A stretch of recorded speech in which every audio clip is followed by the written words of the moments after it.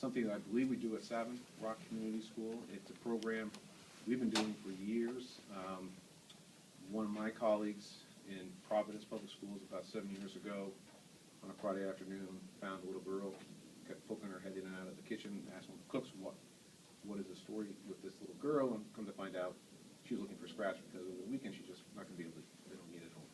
So he came up with this idea of the backpack program, whereby we would take backpacks, we would work with school guidance counselors or with the social workers, identify the neediest of the kids in the school district, and we would fill up through donations, whether it's through the Sodexo Foundation, which is our nonprofit arm, or going out and working with companies in the community, and we fill that backpack with food over the weekend, not only for that child, but for their siblings as well.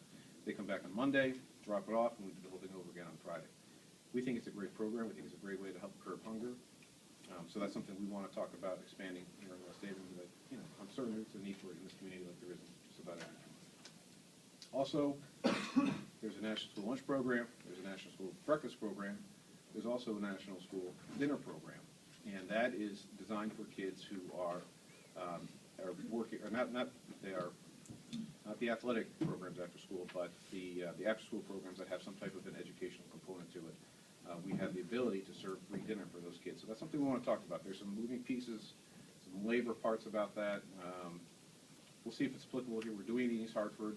We're testing it out in Danbury, and it might have some application here again to help curb hunger, as these kids, by the end of the day are quite hungry. So it's a good way to help satisfy that. I know the MEG is currently putting together nutrition committees in all the schools to make sure that we're getting the right feedback about this food service program, because we're getting at that point now where we need to start to talk about feedback and start to analyze where we are and how we can progress forward. And then next year we'll also do early in the year, do a student survey, the secondary level, and a parent survey